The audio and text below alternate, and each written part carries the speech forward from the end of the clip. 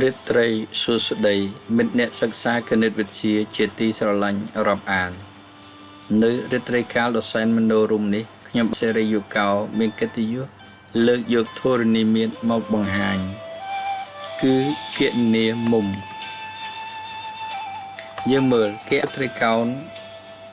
ដែលមានរូបដូចខាងលើមុំខាងនេះ70មុំខាងនេះ70ហើយមុំខាងក្រៅ70គេសួររកមុំខាងនេះចឹងដើម្បីរកឃើញតើយើងស្គាល់មុំសិនរកមុំនេះមួយសិនមកនិងយើងរកដេញបន្ត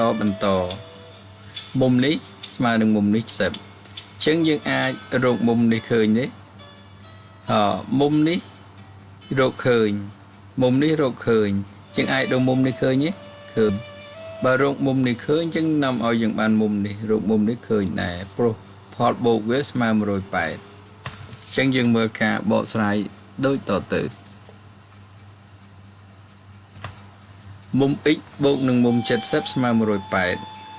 មុំ x បូកនឹងមុំ70ស្មើ180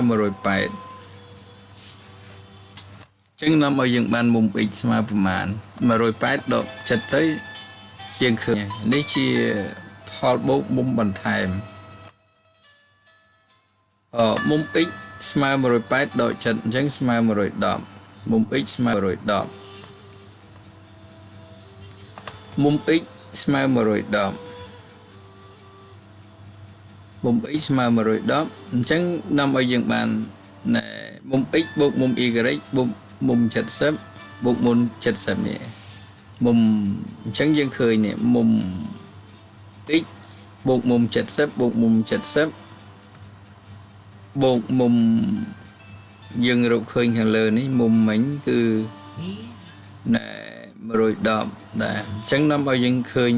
មុំផលបូកនេះទាំងអស់ហ្នឹងចូលគ្នាស្មើ380ផលបូក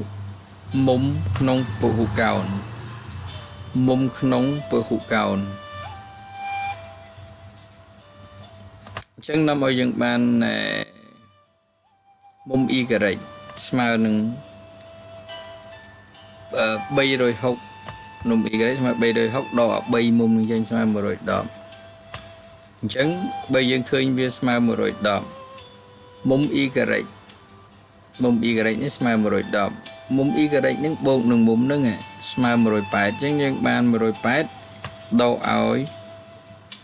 110ស្មើ70ដូច្នេះមុំសញ្ញាសួរនេះគឺស្មើ70ដឺក្រេធ្វើការពេលថ្ងៃដើម្បីចិញ្ចឹមគ្រួសារធ្វើការពេលយប់ដើម្បីសង្គមជាតិអរគុណចំពោះការយកចិត្តទុកដាក់ស្ដាប់របស់អស់លោករិទ្ធត្រីសួស្តីសូមជម្រាបលា